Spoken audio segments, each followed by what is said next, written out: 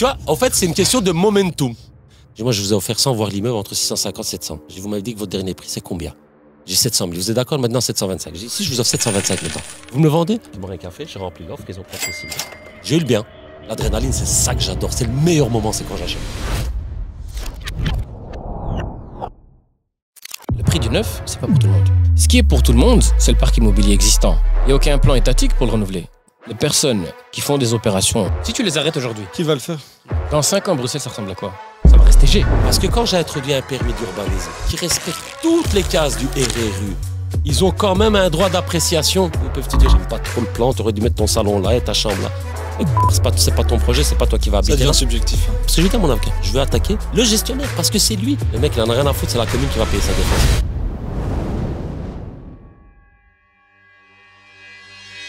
Ouais. Sur la toiture plate, j'en ai eu pour 16 ou 18 000 euros. J'ai vendu 135. Donc j'ai créé déjà 135 à Sur partir 18. Mais avec rien du tout, j'ai déjà créé une belle valeur. Et la chance que j'ai, c'est que j'ai vu beaucoup de gens se casser la gueule. La chance. Moi, tu me dis, il y a un bien avec plein d'infractions. Ah, Alléluia. Voilà, nous, on adore ça, parce Ah. que pour nous, les infractions, c'est rien. si tu arrives à prouver justement qu'il y a eu un changement de nombre d'unités et ainsi de suite, si tu arrives à le prouver, normalement, c'est régularisé, c'est ça?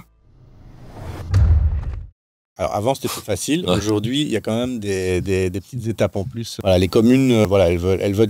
Parce que c'est vrai que dans la ligne du temps de la modification des permis d'urbanisme, etc., il y a des dates, vraiment toute une série de dates charnières. Si tu peux prouver qu'avant cette date-là, ces modifications, ces transformations ont été réalisées, alors, comme à l'époque, il ne fallait pas de permis, c'est accepté. Ok. Mais il faut encore prouver, et parfois, il y a des choses qui ne sont pas... Ouais, et alors, il faut aussi... Tu sais, il y a 15 ans, quand j'étais agent immobilier, avec Leslie, chez McNash, moi, c'est Directimo. Et lui, il y avait Thomas Masterson qui travaillait chez lui. On a un même collaborateur Qui était allé. passé là, Il était en classe avec moi, d'ailleurs. Et en fait, à l'époque, pour des propriétaires, lorsque je vendais, quand on avait des immeubles de rapport à vendre, je demandais l'historique Sibelga, que je joignais à la demande de confirmation du nombre de logements. C'était suffisant.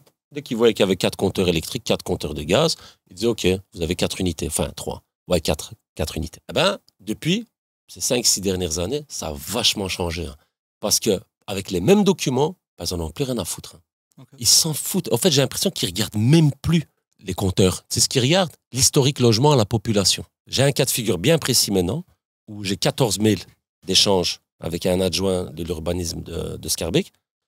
Pour le moment, j'ai laissé ça en stand-by, mais ça reflète exactement la problématique qu'on a ce jour. Donc, on va laisser tomber le rez-de-chaussée, c'est un entrepôt. Premier, deuxième, troisième étage, 3 unités.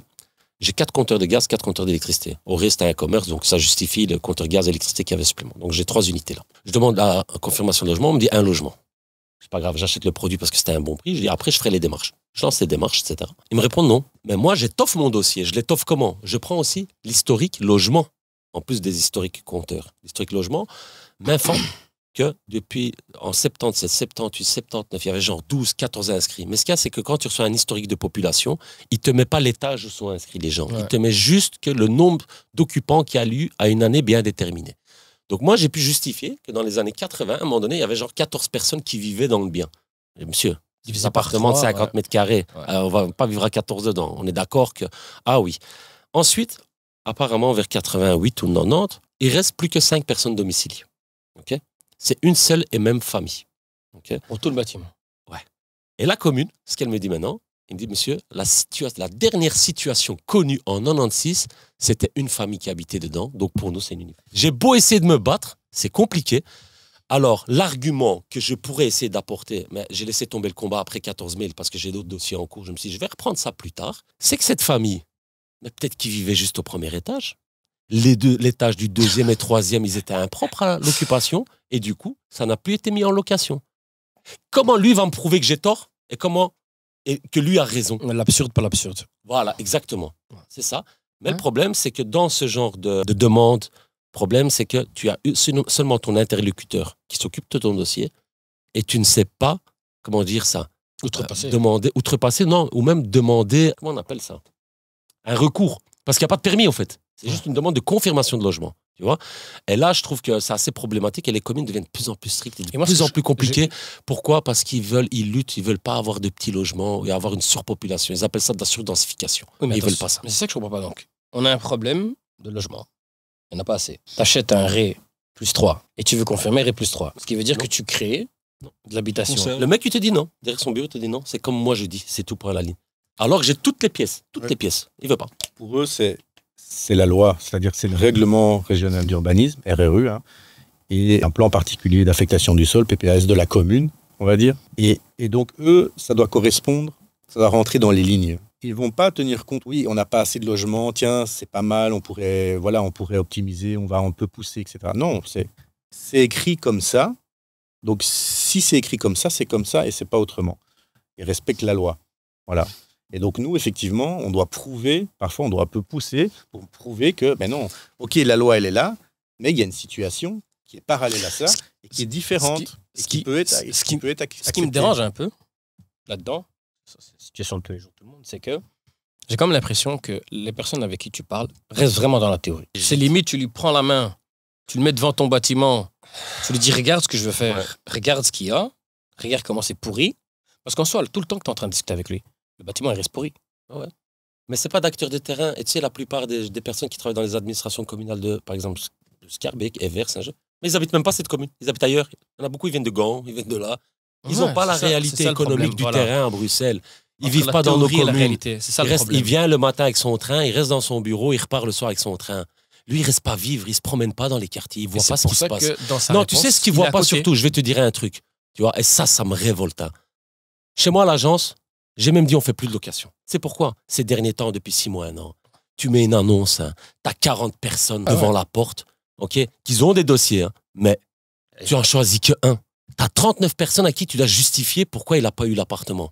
Dernièrement, j'avais un immeuble, rue Consommance 94, je suis en train de le mettre, j'ai donné le temps à mes locataires. Ça fait 1 an, je les ai prévenus, vous avez parti, je fais une rénovation en profondeur de l'immeuble. J'ai déjà fait la façade, la toiture, etc. Je dois attaquer l'intérieur. J'ai un locataire qui habitait au 3e étage. Comment il s'appelait? Il s'appelait Tala. Ouais. On est assis, il a fini son déménagement, il me remet les clés, il y a un petit café à côté, je suis assis à côté de lui. Je te jure, j'aurais aimé filmer ce moment tellement il a été émouvant.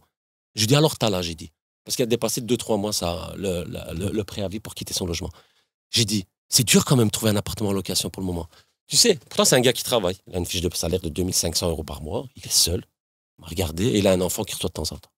Mais tout calmement, il m'a dit, c'est pas difficile, c'est impossible. C'est impossible de trouver un appartement. Il m'a dit, tu sais pas comment j'ai galéré pour en trouver un. Tu vois? Ouais. Et c'est triste, hein, mais c'est la réalité du marché. Mais eux sont déconnectés un peu. Tu vois? Et c'est pour ça que, moi je trouve, tu sais, il disait là tantôt, c'est la loi, c'est carré, il se fie à cette loi. Alors c'est toujours quand ça les arrange. Parce que quand j'ai introduit un permis d'urbanisme qui respecte toutes les cases du RRU, ils ont quand même un droit d'appréciation où ils peuvent te dire ouais mais non, j'aime pas trop le plan, tu aurais dû mettre ton salon là et ta chambre là. Mais c'est pas ton projet, c'est pas toi qui vas habiter. Ça devient subjectif. Hein. Ça devient subjectif. Mais quand ça les arrange pas, ah non, c'est la loi.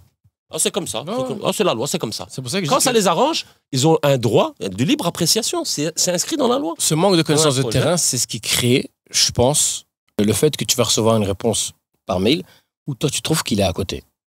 Mais tu sais pas lui faire entendre raison. Il a rien compris. Ça fait 14 mai, tu sais pas. Voilà. Et appeler mon avocat, faire un truc, ça va prendre 2 ans. Le mec, il en a rien à foutre, c'est la commune qui va payer sa défense. Parce que j'ai dit à mon avocat, je veux attaquer le gestionnaire du dossier. Je veux pas. Le gestionnaire, parce que c'est lui. Tu vois, il me dit, ça sert à rien, là, je peux te le faire. Hein. J'ai déjà fait une fois, ça a duré 2-3 ans. Rien, résultat 0. Ça perd du temps. Et ça, je pense que c'est compliqué. Enfin, moi, ça sert à rien. Quand tu parles de des choses qui sont tellement bloquantes, effectivement, il faut passer à autre chose. Des dossiers, il y en a d'autres. Mais effectivement, c'est dommage parce on dit qu'il n'y a pas assez de logements. Nous, on crée vraiment de la qualité, on crée des beaux logements, on embellit les logements en gardant vraiment un maximum le charme du logement. Donc, on essaie de respecter au plus le charme bruxellois et les matériaux dans la mesure des possibilités, puisque avec tout ce qui est AVC, AMU, etc., et on le comprend pour les normes de sécurité, parfois, tu es obligé c'est fini. Ton beau plancher d'époque, c'est pas possible de le garder. C'est pas RF, il n'y a pas d'isolation acoustique non plus pour le confort après des acquéreurs. Voilà, on doit modifier, mais... Et surtout, ce qu'il y a, c'est contrairement à des promoteurs qui cherchent du foncier ou raser des pans de maisons entiers pour reconstruire de l'industriel, ce qu'on a, nous, comme particularité, c'est que on rénove l'habitat existant, nous. Hein. On rénove l'existant.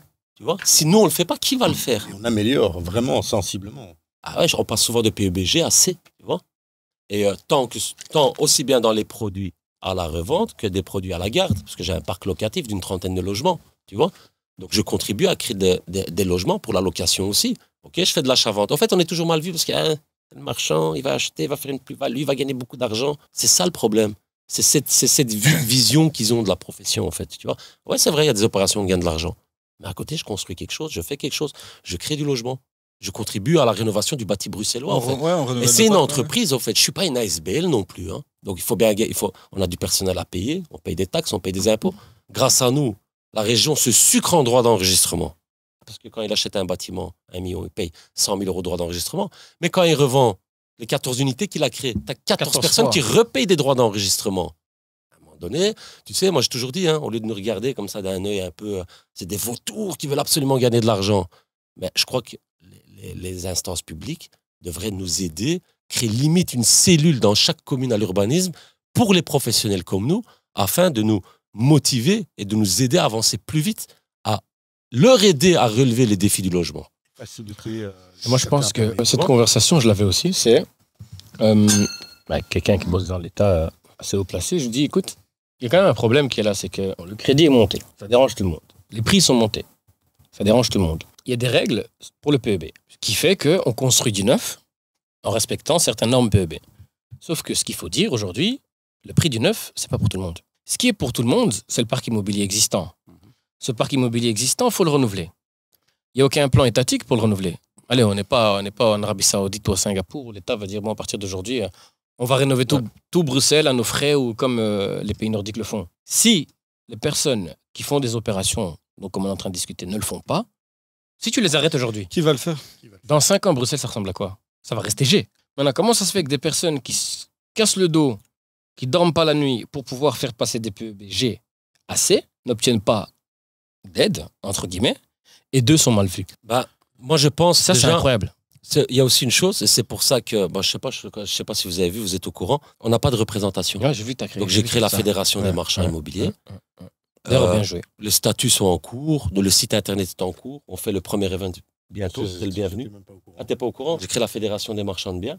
L'objectif, c'est vraiment représenter, fédérer, défendre.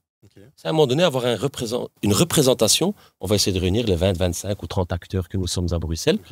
On a déjà des bureaux qui sont établis à Avenue Louis 123. On a une belle réception. Ce qu'on compte faire, c'est faire en sorte d'avoir les marchands qui deviennent membres et alors avoir des outils à disposition. Parce que tous les marchands, on a des points forts, on a des points faibles. Il y en a un, c'est peut-être tout ce qui est juridique. Il y en a un, c'est peut-être les travaux. Il y en a un, c'est il ne comprend pas la PEB. Et en fait, ce qu'on veut faire, c'est déjà regrouper tous ces marchands, avoir un bloc solide où on peut de temps en temps créer un label de qualité, la Fédération des marchands immobiliers. Les membres pourraient, alors, lorsqu'on dépose des permis, déposer ça, tout ça. Surtout parler avec des politiques. À ce moment-là, on peut aller chez des députés, leur parler en disant, écoute, il faut réformer par exemple l'urbanisme.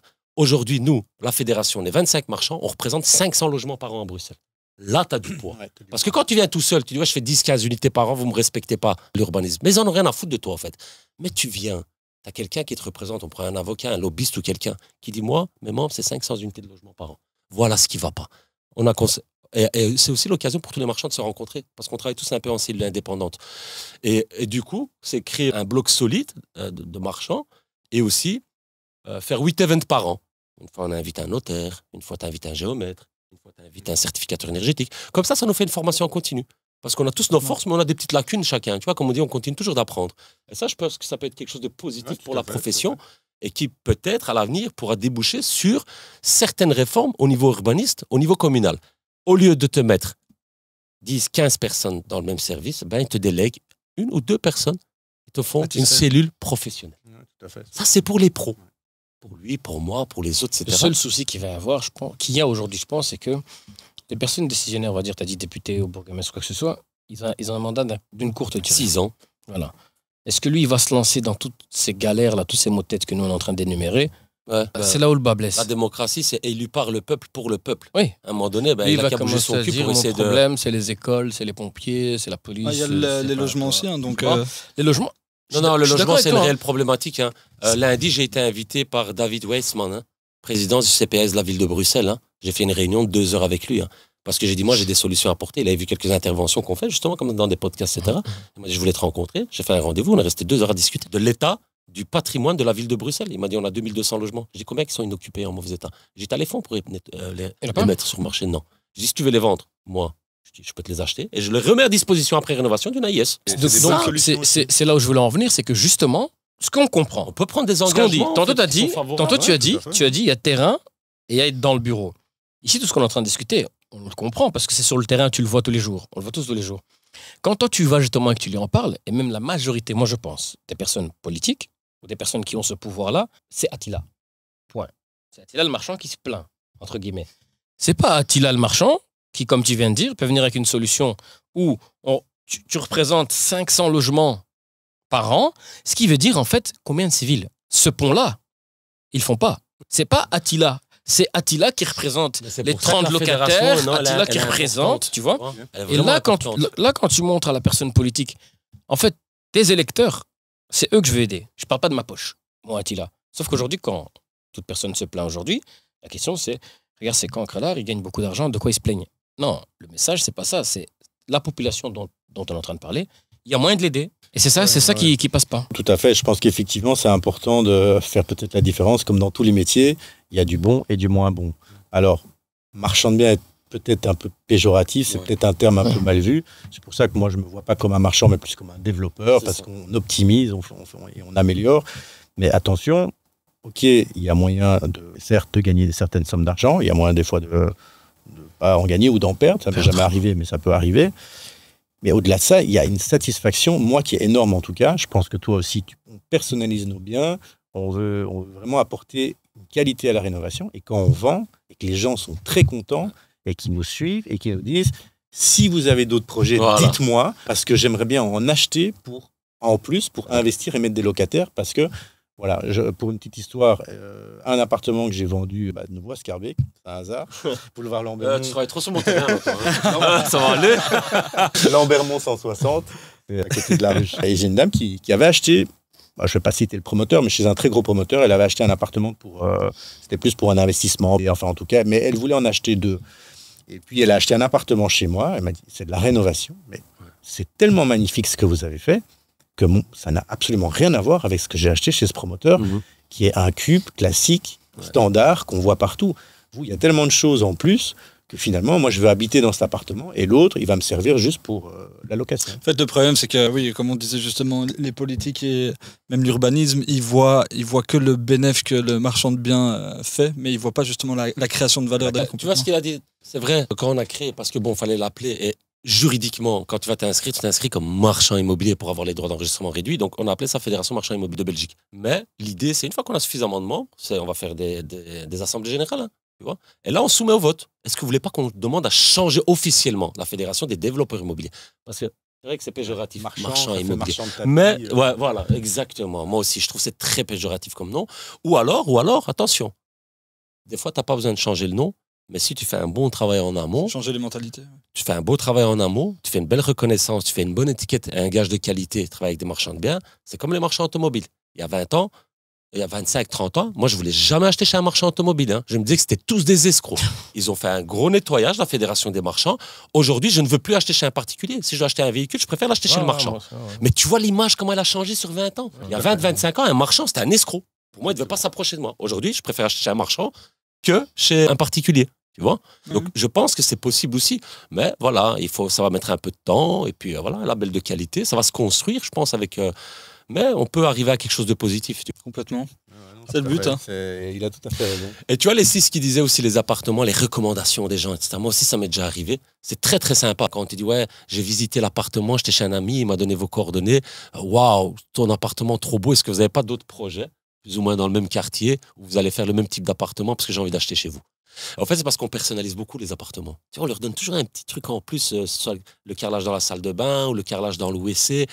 Tandis que dans le neuf, c'est beaucoup de copier-coller. On prend un 60-60 gris clair, allez hop, on l'envoie partout. La cuisine, leur budget, je crois que c'est entre 3 et 4 000. Travailler la quantité, ouais, voilà. À la personnalisation. Voilà. Et surtout, l'avantage qu'il y a chez nous, acheter un bien, je ne veux pas vendre ce qu'on fait, mais par rapport à du neuf, le neuf, c'est très cher, c'est 21% de TVA. Tu vois, même si on vend aussi à 4 000, 4 500 le mètre carré, 400 000, c'est 84 000 en TVA. Plus, ils te font payer le compteur que tu vas installer, 5 000 €. Mais c'est écrit en tout petit dans le compromis, tu ne le sais pas, tu payes même ton compteur. Si tu en as pour entre 21, ils disent souvent 20, tu arrives à 24%, tout compris, 25%.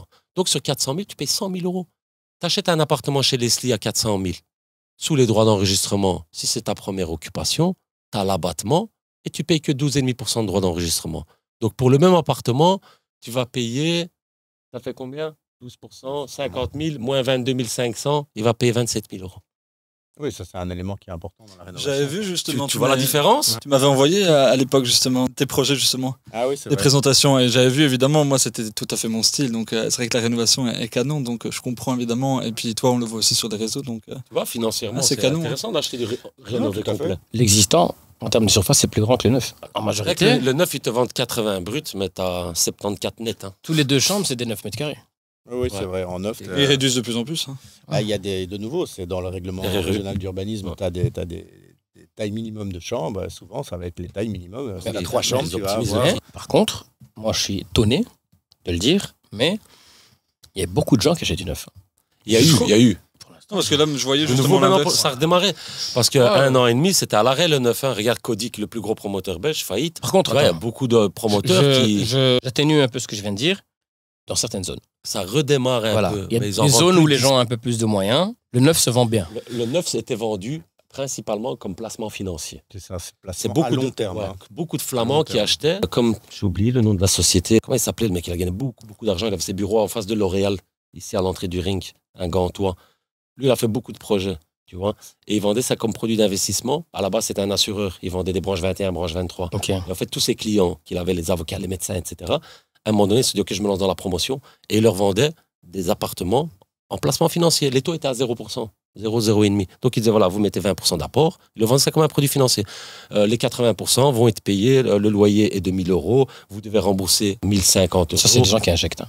Voilà, exactement. On leur vendait un produit financier. Sur plan, ils visitaient même pas. Oui, le 2-3%, Mais comme les taux allez, sont ouais. passés à 4-5%, il n'y a plus de 100% plan financier. t'as Il ne tient plus la route. Voilà. Et donc, Pourcentage c'est là que le 9, depuis 1 an et demi, Ça a diminué. ça a diminué fortement. Après, si tu es un client lambda et que tu connais pas l'immobilier, propriétaire de ta maison, mais tu n'as jamais fait de travaux, de permis, etc., c'est peut-être plus rassurant pour une personne aussi d'un certain âge de se dire j'achète un produit Ouais. neuf d'un promoteur connu sur la place publique, même si la rentabilité elle est plus basse, elle sera quand même plus élevée que la banque, mais c'est sur du très long terme. Alors lui, il achète même plus à crédit. Il achète en fonds De toute propres. façon les gens. Ouais, ce genre de client. Parce Une que quand grosse t'achètes- partie. Une grosse partie. Bah, oui, mais là, je peux comprendre. Je sais pas, 2 millions qui dort à la banque. Ouais, allez, toujours 1 million. Moi, j'aime bien 1 million. C'est combien? 0,5%. Fin d'année, tu te retrouves avec 5 000 euros. Ce million, tu achètes, comme il dit, 2 ou 3 appartements neufs. En fin d'année, tu as 55, 60 000 euros de revenus locatifs. Bah, ça te fait 5 à 6%. Ou même si ça fait 40 000, ça te fait 4%. Et comme c'est neuf, d'office, toutes les garanties décennales, Voilà. et tu te dis que pour au moins pendant 10 ans, Ouais. il n'y aura pas de problème. Exact. Ouais, c'est vrai. C'est pour ça que tous les projets, Châtelain, tous les nouveaux trucs qui montent là, dans ces zones-là, ça se vend. Hein. Donc, quand on fait de la rénovation complète comme on fait, souvent on désosse tout. C'est-à-dire Ouais. il n'y a même plus un fil électrique de l'époque, il n'y a plus rien. Donc finalement, on reconstruit on rénove sur base de murs existants, quoi. Avec les planches, les sols sont encore là, etc. Et donc ça s'apparente presque à du neuf, mais c'est pas du neuf, c'est de la rénovation, puisque forcément la structure n'a pas bougé. Moi, j'ai une question quand même. Comment vous voyez le futur de ce domaine? Bon, moi, ça me concerne, j'ai encore du temps. Je touche du bois. Personnellement, en restant à des projets, même si c'est professionnel à échelle humaine, moi je pense que ça va continuer à fonctionner parce que un des gros avantages pour une certaine clientèle qu'on a à Bruxelles, à beaucoup de capitales européennes, il n'y a rien à faire. C'est quand même le centre administratif des communautés européennes. Cet afflux permanent d'expatriés qui vont et qui viennent, c'est tous des potentiels acquéreurs ou locataires. Ça crée un dynamisme permanent parce que bon, même s'il y en a qui ont des mandats, etc. et autres, sur quelques années, à un moment donné, ils vont peut-être revendre. Voilà, il y a un mouvement permanent. Il y a beaucoup de vieux bâtiments aussi. Voilà, et je pense, et il y a encore un gros parc qui est encore pas mal à rénover. Hein. Moi, je pense que dans les 5 à 10 années qui viennent, c'est le moment où il y a moyen de gagner le plus d'argent en Belgique. Malgré tous les prix, les normes. Déjà, en Après, c'est vrai. 2007-2008, j'étais agent immobilier, moi, je me projetais déjà dans le futur, tu vois. Et alors, l'information qu'on entendait souvent, c'était quoi? On a une population vieillissante, on a une population vieillissante, Belgique, c'est une population vieillissante, tu es d'accord? Mais c'est qui les plus gros propriétaires du bâti? 60 ans. Oui. C'est eux. Et eux, quand ils arrivent à la charnière 65-70, ils se décident de vendre. C'est soit transmission-succession, soit ils se décident de vendre. S'ils sont intelligents, ils vendent. Comme ça, ils distribuent du financier, ça coûte moins cher. Ou en leurs droit de enfants donation. vendent. Voilà. Parce qu'ils sont plus là. Ou alors, tu sais, ils ont toujours dit, la première génération, elle construit, la deuxième, elle gère, la troisième, elle dilapide. Tu vois? Et ici, on est souvent sur la charnière entre la deuxième et la troisième génération de propriétaires, tu vois. Et ceux qui ont 65, 70 ans, eux, voilà, c'est eux qui vendent. Et surtout, avec ce qui est en train de se passer maintenant, c'est-à-dire encadrement des loyers, obligation d'atteindre des CE énergétiques, disparaître le F et le G, mais c'est très simple. J'ai un immeuble bloc béton. Tous les gros blocs béton, écoute, ils appartiennent à des familles belgo-belges. Toutes celles qui ne sont pas encore divisées. Ouais. Il sait, il a des méthodes pour le savoir, j'ai les mêmes méthodes. Donc on sait à qui ça appartient. Ces gens-là, pour le moment, ils étaient pépères, il y en a qui gardent. Moi, j'ai eu des gens qui me disent, je veux garder jusqu'à ma mort mon immeuble. Mais aujourd'hui, ces immeubles-là, ils sont tous dans le F ou le G. Tu dois faire pour 2033 disparaître ce F et G. On va dire qu'il a 8 appartements qu'il loue à 1 000 euros. Ça fait 8 000 euros par mois. Son immeuble est payé, il est tranquille, il est peinard. Okay. Mais aujourd'hui, il se rend compte qu'avec la grille contraignante des loyers, c'est 850 euros son prix. À 1 000 euros, il arrive presque au 20%. Parce que ça va très vite. Hein. J'ai testé le site. C'est une incohérence totale avec le marché. Ouais. Ensuite, donc il est déjà dans une fourchette haute par rapport à l'encadrement des loyers. Toiture a changé. Maintenant, on lui dit, voilà, on a un devis global, ton bel immeuble en béton, toiture plate, façade arrière, châssis, chaudière, tu es à 180 000 euros, 200 000 euros de travaux. Ouais.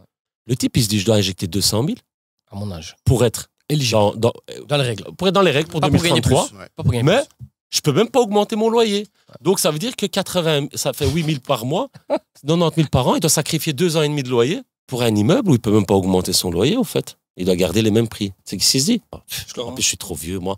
Les entrepreneurs qui viennent quand ils voient un papy, au lieu que si ça coûte 200 000, ils lui mettent 350 000 sur le devis. Tu vois, le type, il se dit, moi, je suis trop vieux pour gérer tout ça. En plus, il faut trouver l'entrepreneur à qui tu as confiance parce que le premier raconte sur un devis à 200 000, c'est 40, 50 000. Hein.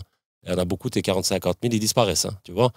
Malheureusement, c'est triste à dire. Il y a des très, très bons, mais il y a aussi des pommes pourries là-dedans. Ça fait partie du risque. Ouais. Et à 65, 70 ans, tu vas t'amuser à courir derrière un entrepreneur, à chercher. On te raconte plein de trucs différents. Tu as ta pension, tu as travaillé 40 ans de ta vie, tu vas en profiter. Tu as tout ça qui te tombe dessus. Tu sais, qu'est-ce que tu dis? Ben, je vends. Moi, 600 000, je me casse. Voilà, je vends. Donc, pour les professionnels, il va y avoir beaucoup de belles opportunités parce que c'est nous qui vont ramener ces biens à des niveaux de qualité supérieurs. Et c'est là, à ce moment-là, qu'on va créer vraiment de la belle plus-value. Tu sais pourquoi? Parce que de plus en plus d'acheteurs et les banques veulent financer des C ou des D. Chier de financer des F et des G. Et bientôt, ils vont peut-être même pas vouloir. Donc, et les acheteurs, il y a 10 ans, certificat, tout le monde s'en foutait. Hein. Ils ne regardaient même pas la couleur. Aujourd'hui, tout le monde fait en premier lieu, il regarde attention au certificat. Mais toi, l'appartement, pour quelqu'un, un premier occupant qui veut acheter sa première habitation, il veut l'occuper. Il a un bon PEB, la banque le finance facilement, et toi, tu te démarques tout de suite de 80% des biens du marché. Parce que tu as un appartement rénové avec un label de qualité C. Donc voilà, il va y avoir un afflux, moi je pense, hein, de biens sur le marché, parce que ça commence, je le vois, hein. Il y a de plus en plus de blocs qui se vendent, qui vont venir sur le marché. Des personnes comme lui et moi, c'est un moment idéal, je trouve, pour les acheter, l'amener à C, et alors tu poses ton prix aussi sur le marché, parce que tu sais que tu n'es pas en compétition avec beaucoup de biens. Moi, je pense que vraiment, il y a... Sur les 5, 6, 7 prochaines années, il y a du beurre à se faire énorme. Comme tu dis, les prix vont grimper. Ouais, mais les gens, ils n'ont pas la liquidité. Le particulier, c'est vrai que les familles qui doivent remettre en état avec cette fameuse deadline, en fait, ils ne savent pas. C'est pas même pas qu'ils ne veulent. C'est impossible. Ils ne savent pas. Impossible. C'est impossible. Tu n'as pas assez d'entrepreneurs. Tu vois, comment tu veux rénover tout Bruxelles en 6 ans? C'est pas possible. Tu as dit un truc important. Au-dessus même de liquidité, si tu leur donnes même liquidité, en termes de compétences, c'est pas possible. Ouais. Pas possible. Moi, je le vois très bien. La majorité des gens, tu leur dis crédit travaux 200 000, c'est vanné. Hein. T'as pas fini la phrase. Hein. 200 000. Ouais, ça ça va très vite. Hein. C'est que dès que tu touches à de la rénovation, en cascade, il y a toute une série de choses. Moi, parfois, au début, je me dis, bon, je vais essayer de pas trop rénover. Je venais avec l'entrepreneur. Et puis, on me dit, OK, on va faire ça, on va faire ça. Et puis, il me dit, oui, mais alors là, je te donne pas de garantie sur toute l'électricité de là jusque là. Et au final, c'est quoi? À la fin, à chaque fois, je dis, bon, arrache tout. Arrache tout. Et ouais, rattraper, rafraîchir, ça fonctionne pas. Ça fonctionne. Tu dis, vas-y, enlève tout. Et ça te coûte moins cher, pas peut-être un peu plus cher, mais tu vas beaucoup plus vite. Ouais, c'est de rattraper des trucs, c'est une galère. Et je pense même que tu connais vraiment ton chantier quand tu as tout arraché. Voilà. Avant de tout arracher, moi je garde ton devis, il est faux jusqu'à ce que tu arraches tout. Plafonnage, c'est simple. Partout, je me prends tous dans les apparts, je toque un peu. Je dis, ici, bonbonne, tu casses un peu ici, tu casses un peu là. Je refais pas tout le plafonnage, c'est ce que je fais pas. Oui, mais ça, c'est une belle économie. Non, mais bon, tout le reste. Oui, électricité, sanitaire, chauffage, tout. Il faut même s'il y a les décharges de WC qui sont là, tu as déjà la colonne, décharge WC, décharge sanitaire. J'arrache tout, je remets des nouvelles décharges. Je veux que ce soit nickel, tu vois. Là, tu mets des matériaux dernier cri, enfin, tu vois, des colonnes qui sont peut-être acoustiquement plus adaptées à des chasses. Cylène Gaberit PP, t'entends pas la chasse, tu vois. Moi, après, t'es tranquille, tu te dis, j'ai fait les choses dans les règles. Si après, il y a des problèmes, c'est l'entrepreneur qui a peut-être fait une mauvaise T'as la garantie. Il y a la garantie. Mais nous, on est tranquille, on a mis des bons Mais tu sais, pourtant, tu vois ce qu'on dit là, hein, changer les décharges dans une gaine technique. C'est un truc qui se voit pas. Hein. Il y a personne qui va le voir en visite. Ils vont jamais savoir si c'est un décharge en plomb d'il y a 50 ans ou c'est un PP que tu as mis pour chaque truc, tu vois. Bah, je le change. Les arrivées de gaz, pareil, je les change. C'est comme, j'ai toujours une image. C'est quand tu as une personne qui visite un bien que tu as rénové, donc tu as ton parquet, tu as les murs qui sont blancs, dans sa tête, je l'avais visité avant les travaux, il n'y a pas eu tellement de changements. Mais il n'a pas vu la photo. Tout est arraché, même les sols sont arrachés, il n'y a plus d'électricité, il n'y a plus rien avec les murs. Parce qu'il vient avant, c'était un peu dégueulasse, puis il vient après, il voit, ok, ils n'ont rien changé, ils ont juste mis un peu de peinture, ils ont changé le sol, et basta. Mais c'est pour ça que tu sais que quand je vends, des fois, je vais essayer sa vente en pré-vente, juste 2-3 mois avant. Je l'ai fait, je me suis dit, plus jamais je fais ça, je préfère que ce soit fini 100%, il vient, il le visite, tu l'achètes comme il est. Terminé. Ouais. Parce que tu sais, c'est très simple. Non, mais t'es prêt sur la fin et tout. Ah, monsieur, ça me ferait plaisir. Mais on paye hein, si vous voulez mettre cette prise-là. Eux, ils croient que tu prends la prise, tu la déplaces, c'est fait. Tu vois, ils savent pas, tu coupes, le câble n'est pas assez long, il faut retirer un nouveau câble du tableau qui doit venir jusque-là, déplacer la prise, fermer, tu vois, ouvrir, faire la saignée, replafonner, enduire, repeindre. Et tu crois que ton corps de métier, il aime bien faire des petits trucs comme ça, là? Même tu travailles souvent avec eux, quand ils doivent venir pour des trucs, ça les fait chier, je les comprends. Aucune personnalisation, c'est mon projet, comme je l'ai imaginé. Même à la fin, et tu as raison, parfois j'ai visite, les cuisines ne sont pas encore placées. Ils me disent, ah oui, mais est-ce qu'on ne peut pas choisir la couleur? Je dis non, c'est des cuisines, en l'occurrence, parfois, souvent, je mets noir, ça ne plaît pas à tout le monde. C'est comme ça, c'est la pâte, mon appartement, je l'ai rénové dans l'idée que je veux, et je veux vendre le produit que j'ai imaginé. Ça vous plaît ou ça vous plaît pas, vous achetez ou vous achetez pas, mais ça, c'est le produit. Voilà, c'est contemporain, très minimaliste, mais avec beaucoup de charme du bâtiment. De toute façon, de la demande, il y en aura. Si c'est pas eux. Oui, mais attends. Il manque 30 000 logements à Bruxelles. À cela se rajoute 1500 à 2000 demandes en plus par an. La demande, elle est là. Hein. Tu vois, que ce soit en location, en vente, c'est là. C'est tout. De toute façon, ceux qui font la pluie et le beau temps dans les transactions immobilières, c'est les banquiers. Il suffit que le banquier, il appuie sur le bouton, taux d'intérêt à 5%, on est tous foutus. 6%, 7%, c'est fini. On va se les bouffer, nos immeubles. Le banquier, il appuie, tu descends à 2%, tu cartes. Même je les achète tous, parce que je vais tous les vendre.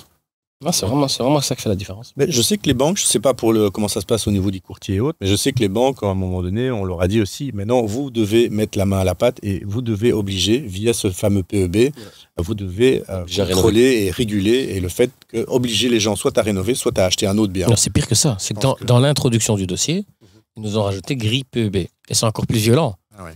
Maintenant, il y a le stade où, 99%, non seulement il y a la grille PEB, mais il y a kilowatt. Mais dans un dernier podcast, j'avais parlé de ça avec un banquier. Il contestait. Je me suis quand même dit, je vais rechercher ça. Parce que moi, je sais que les banques, quand tu achètes un bien G, ils t'obligent quasi à remonter. Donc, tu as à rénover. Un certain montant de travaux énergétiques à faire. On est d'accord. Pour obtenir le crédit. Voilà. Lui me dit, non, c'est nous, on donne ça comme opportunité. C'est pas toutes les banques. Parce que je dis tout le temps, il y a énormément de solutions crédit qui existent. Il n'y a pas que KBC, il y a une jet que tu veux. Et en fait, ce que les gens doivent comprendre, c'est que chaque banque a sa politique. Il y a une banque qui va te dire 110 kW, il y a une banque qui va te dire 300, et une banque qui va te dire 400. Par contre, si tu as une bonne quotité, on s'en fout des kilowatts, on s'en fout du PEB. Bah, tu sais, aussi, c'est important à savoir. Je me suis renseigné savoir si c'était... En fait, je suis tombé sur un article, je crois, dans l'Écho là-dessus. En fait, c'est une directive européenne. C'est la Commission européenne qui met, parce qu'apparemment, on est parmi les plus mauvais élèves, qui met la pression aux banques belges, parce qu'ils savent que c'est par l'intermédiaire des banques qui vont pouvoir arriver à réduire la dépendance aux énergies fossiles. Et en fait, c'est eux qui mettent maintenant une pression sur les banques parce qu'ils ont fait une analyse du montant des banques qu'ils ont prêté par rapport au classement énergétique, tu vois, mais de toutes les villes européennes. Et ils ont dit que la Belgique, on était parmi dans le top 3 des plus mauvais, comme d'habitude. Et attention, parce que là-dedans, il y a deux problèmes. Il y a deux situations. C'est que c'est véridique aussi.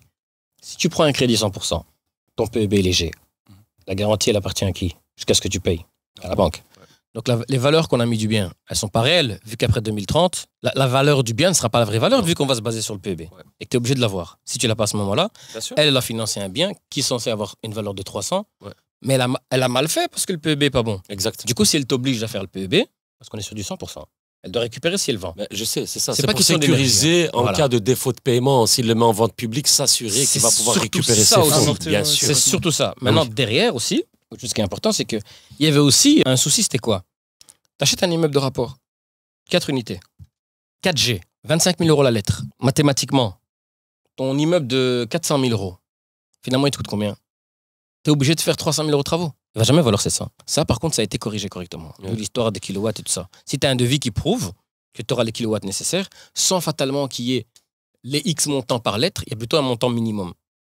Ça, c'est le changement qu'il y a eu aujourd'hui par rapport à avant. Et puis, je pense aussi à l'incertitude, parce qu'ils te disent que tu dois atteindre ces seuils énergétiques, mais quid? Parce que j'ai vu les amendes. Hein. Tu sais que même un appart, ça peut aller jusqu'à 30 000 si tu as un gros G. Hein. C'est un truc de malade. Mais qui va te payer 30 000? En quelle année?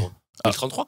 Mais 2030, ça doit être cadastré. Ça, j'attends de voir. 2033, Ouais, on peut se poser. mais 2033, on passe à la taxation. Il y a des articles, tu peux regarder. Et alors, il y a eu plein de sociétés qui ont fait des simulations d'amendes. C'est énormissime. Tu vois. Mais de toute façon, on ne va jamais y arriver. Imagine, tu prends le cas de la France. T'as un G. Ils peuvent même pas le louer en France. C'est catastrophique. En France, ils peuvent pas le louer. Hein. Tu C'est sais ça. ça. Ils l'ont mis en œuvre. Hein. En France, Comment tu ça peux pas louer. Si ton appartement fait G, tu peux pas le louer. Ok, mais le problème, celui qui a le G, si tu as les moyens, tu le fais A. Tu le fais B, tu le fais C. Parce que tu as les moyens. Toujours la même chose. Mais le problème, c'est que celui qui a les moyens, fatalement, il a A, B, C. Mais celui qui n'a pas les moyens, celui qui a le G. Maintenant, tu vas chez celui qui n'a pas les moyens et tu lui dis, écoute, Coco, ça doit être A, ou ça doit être B, ça doit être C. Et comment il va faire? Il n'a pas les moyens. Et il n'y a aucune aide aujourd'hui. Toi, tu parlais des primes. Ouais. C'est toujours pas. C'est cata. En plus de ça, techniquement, j'ai 3 appartements, j'ai réussi à montrer à du CC+. C'était impossible d'avoir du A, Non. ni du B. C'était pas possible. Et pourtant, j'ai vraiment mis le paquet. Non. Et c'était pas prévu à la base que je mette autant.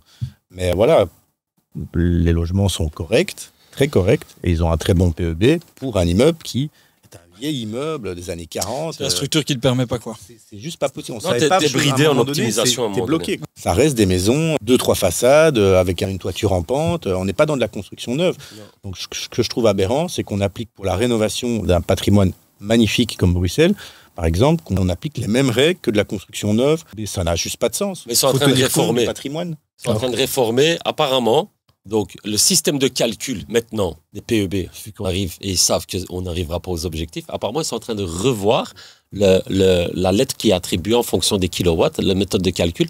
Il y aura une mise à jour bientôt qui va être faite du programme par Bruxelles Environnement.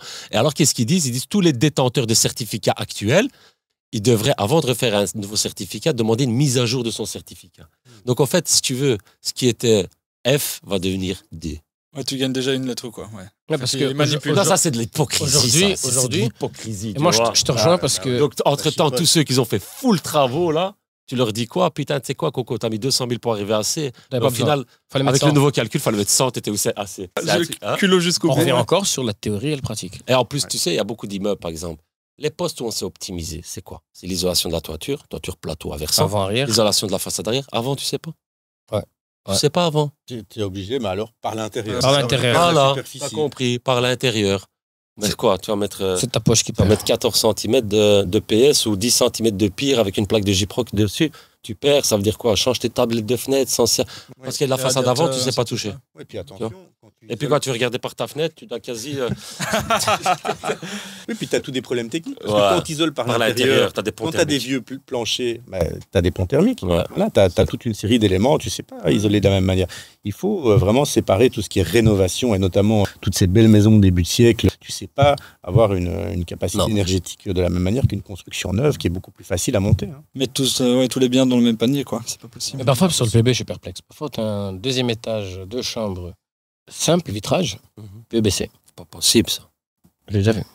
Souvent, les attaques- Il était de mèche. Souvent, les appartements, si tu veux. Alors, il... Non, si tu regardes bien, souvent, les appartements qui sont entre 2 appartements, le PB est beaucoup plus élevé. Non, mais passer.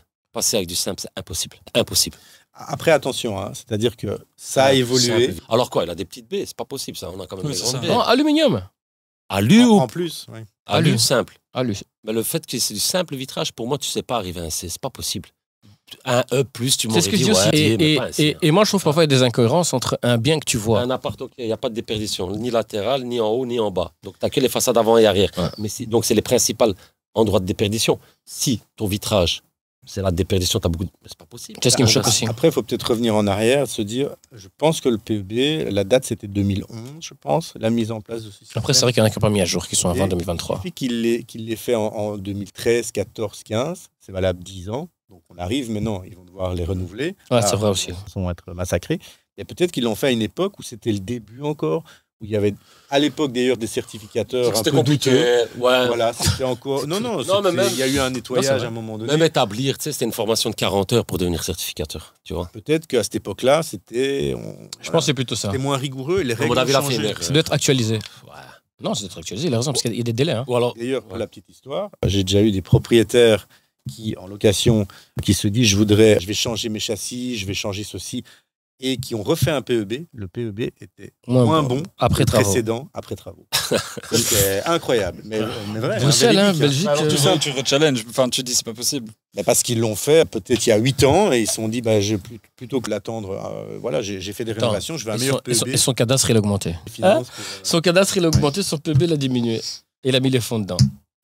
tout ça, c'était un long débat. Je veux dire, il y a vraiment beaucoup de matière à discuter là-dessus. Donc, mais c'est pas nous qui décidons, malheureusement. Hein, voilà, il y a l'Europe.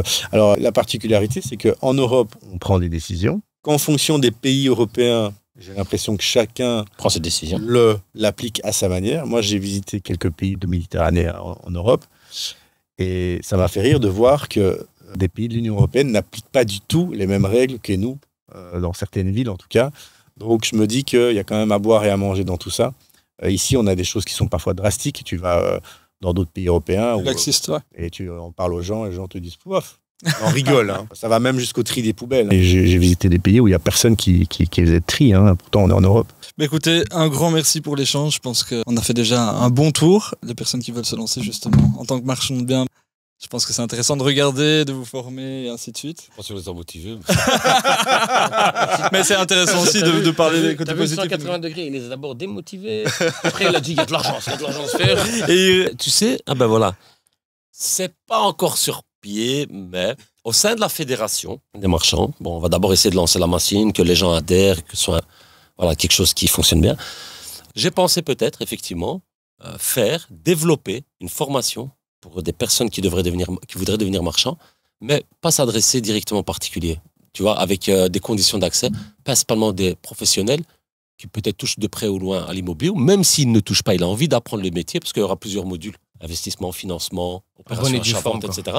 Ouais, bah, tu sais, par exemple, je sais pas moi, la personne qui a tous ces studios, il en a 40, il génère des liquidités, on est d'accord. Ouais. S'il a envie de faire des placements, mais il connaît pas l'immobilier, la possibilité de venir se former au sein de la fédération. Et là, par exemple, sélectionner vraiment des intervenants de qualité. Par exemple, moi, bien évidemment.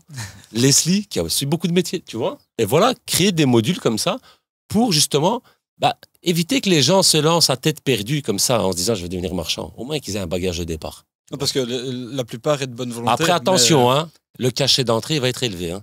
Mais tu auras l'élite en termes de formation. Ah bah écoute, c'est comme ça. Tu sais ce que tu transmets. C'est pas 4 samedis que tu vas gaspiller, parce que moi j'ai ça en 4 modules, 4 samedis différents. C'est pas 4 samedis de ma vie que je gaspille. Je transmets 17 ans d'expérience à des personnes. Ça leur permet, tu sais quoi, de démarrer plus vite, d'éviter les erreurs, tu vois, Les contacts.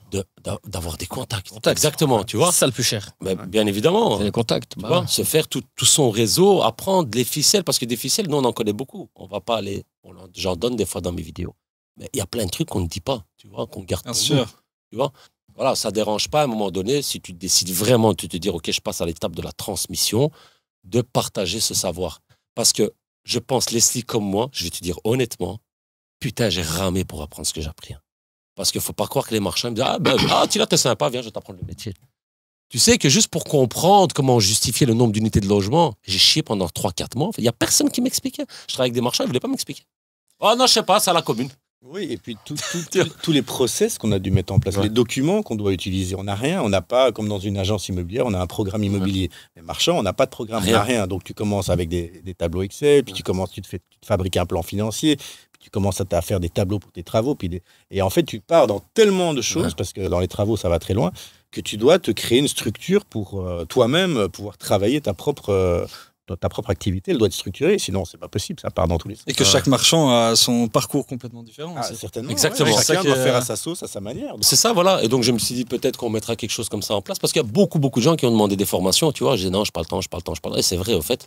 Et je me suis dit, on fait la fédération, peut-être la phase 2, ce ne sera pas pour tout de suite. Hein. Ce sera éventuellement préparé, s'entourer des bonnes personnes, dire, voilà, est-ce que ça vous intéresse, on fait un truc comme ça, tu Une vois. formation reconnue, c'est intéressant. Hein. Bah, ce serait bien. En plus, elle sera validée par la fédération. Par Attila. Je t'ai formé, c'est bon, tu as ton diplôme. Rien faire des opérations. Non, c'est bien. ouais. Non, mais parce que En soi, ces personnes, elles vont faire toutes les opérations que t'as pas envie de faire. En soi, il y a déjà ça. Non, pas du tout. Il y a ça aussi. Mais c'est même plus ça. Ça aussi, hein. C'est que franchement, je t'ai dit, il y a des défis qui attendent, des opérations et des biens, il y en a tout le temps. Tu sais, des fois, je travaille sur un dossier pendant 3, 4, 5 mois, et puis j'appelle le propriétaire, il me dit, ah, mais j'ai vendu. Je dis, comment ça vous avez vendu? Ça fait 5 mois, je suis en contact avec vous tous les jours. Ah ouais, j'ai rencontré quelqu'un, il m'a fait une offre, c'était bon, j'ai vendu. J'ai même monsieur, je dis.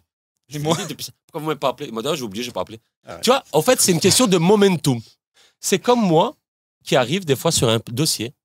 Quand j'ai acheté un bâtiment dernièrement, la dame, elle est venue de Gand. J'avais envoyé un courrier, elle est venue de Gand. On a fait la visite, et puis elle parlait avec son fils, elle disait, on a encore des visites l'après-midi. Je suis OK. Je dis, madame, moi, je vous ai offert sans voir l'immeuble entre 650 et 700. Je dis, vous m'avez dit que votre dernier prix, c'est combien? J'ai 700 000. Vous êtes d'accord maintenant 725? J'ai dit, si je vous offre 725 maintenant, vous me le vendez? On a été, je vais venir boire un café. On a été boire un café, j'ai rempli l'offre, ils ont contre-signé. J'ai eu le bien. L'adrénaline, c'est ça que j'adore. C'est le meilleur moment, c'est quand j'achète. Et puis, son fils, il regarde, il dit à sa mère dit, mais est-ce qu'on va dire à tous les gens qui doivent venir l'après-midi? Le fils a dit, bah, on rentre chez nous, on va à Gand, on leur dit que c'est vendu, c'est tout un moment. Il a raison. Mais donc, ça Ah veut oui, dire que c'est c'est peut-être comme lui ça. derrière, c'est peut-être un autre, c'est Ouais, peut-être un autre, tu vois. Parce ouais. que, voilà, ce qui m'est passé, moi, j'ai pas eu. Bah, voilà, on fait toujours le travail pour quelqu'un d'autre certaines fois. Quand tu le fais que pour toi, dans ce fois, c'est bien. Mais il faut accepter que des fois, tu travailles sur un dossier, c'est quelqu'un d'autre qui te le prend. On peut pas toujours Des fois, ça te gagner dans la dégoûte, vie, hein. Mais des fois, quand j'arrive comme ça sur le dossier que j'ai signé au matin, je me dis peut-être que l'autre, il travaillait dessus depuis 6 mois, mais c'est moi qui l'ai signé ce matin. Voilà, il faut juste accepter. Moi, je me dis, ce truc-là, je le prends avec philosophie. Je me dis, quand c'est pour moi, je dis que c'était pour moi. Et si c'était pas pour moi, je dis, bah tant pis. Même si j'ai travaillé dur, je me dis, tant pis. C'était écrit que c'était pas pour moi, c'est bien, en fait. Tu vois? Parce qu'au début, je me morfondais beaucoup. Maintenant, avec le temps, avec le recul, j'ai appris à prendre ça avec plus de philosophie. Me dire, bah, tant pis. Après, c'est parce Il y en aura d'autres. Après, c'est parce que t'as beaucoup plus qui tournent aussi. Ouais. Toi, tu dis, il y en Si aura t'as d'autres. 1 sur 6 mois, tu deviens fou, mais si de toute façon, t'en as 4 autres qui attendent. Voilà. Fatalement, ouais, c'est Et maintenant, je vais aller visiter l'immeuble que j'ai acheté en moins de 24 heures. Ah oui, Parce oui. qu'il est là à 13h30. Mais là, Si tu veux, tu viens avec moi à Slix, voir comment ça se passe les travaux là. Ah, mais on suivra ça justement sur, Ouais. sur tes réseaux. Donc, C'est chouette, un grand hein. merci en tout cas. Merci à Je pense toi. que vraiment, c'est le nouveau sujet. J'ai l'impression que c'est vraiment tendance. Les jeunes, quand on suit, déjà, ils veulent absolument investir dans l'immobilier et de plus en plus, ça parle justement marchand de biens, opérations achat-revente, options croisées et autres qu'on n'a pas parlé.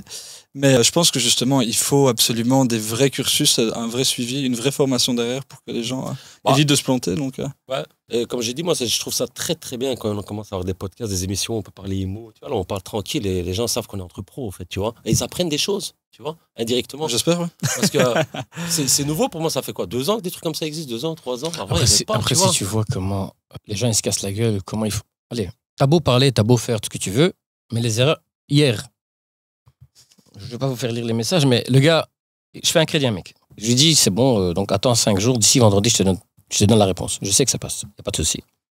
Mais entre-temps, le garçon, moi je lui ai donné donc tout son fichier Excel, tout son feedback, il doit avoir. Il dit, ok.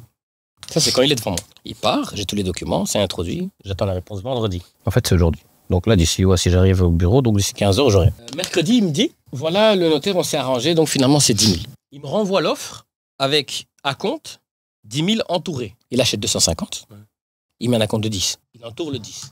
Pour me dire que ses fonds propres sont 10. Et j'ai déjà versé au notaire. Donc ce matin, il me demande un refus parce qu'il n'a pas 20. Magnifique.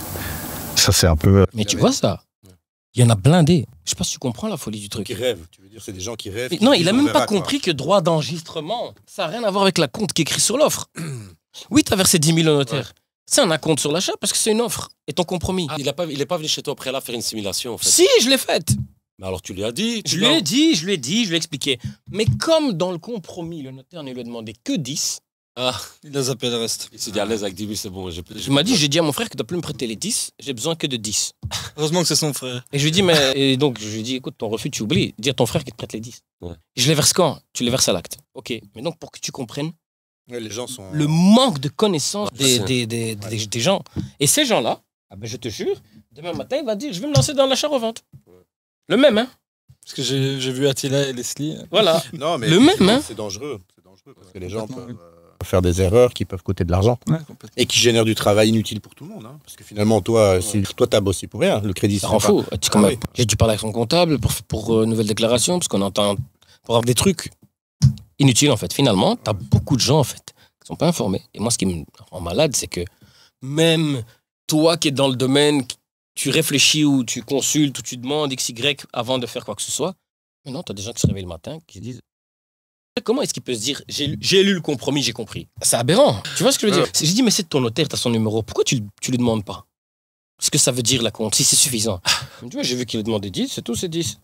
Mais je pense qu'en fait, beaucoup de gens oublient que c'est un métier. L'immobilier, c'est un métier. Peu importe, t'es syndic, tu fais de la gestion, t'es agence immobilière, t'es marchand, t'es promoteur, c'est des métiers. Voilà. Et je pense que comme n'importe qui peut acheter un bien immobilier, et comme plein de gens, leurs parents étaient propriétaires d'une ou deux maisons, qu'ils ont peut-être géré une fois un locataire, parce que j'avais ça quand je prenais des jeunes stagiaires en agence immobilière qui avaient zéro expérience et qui me disaient oui, non, mais ma mère était propriétaire d'un appartement, j'ai géré le changement d'une toilette où il y avait un locataire. Et c'est pas une expérience, ça c'est ok, tu as mis un pied, un doigt, mais ça n'a absolument rien à voir. J'ai changé une porte.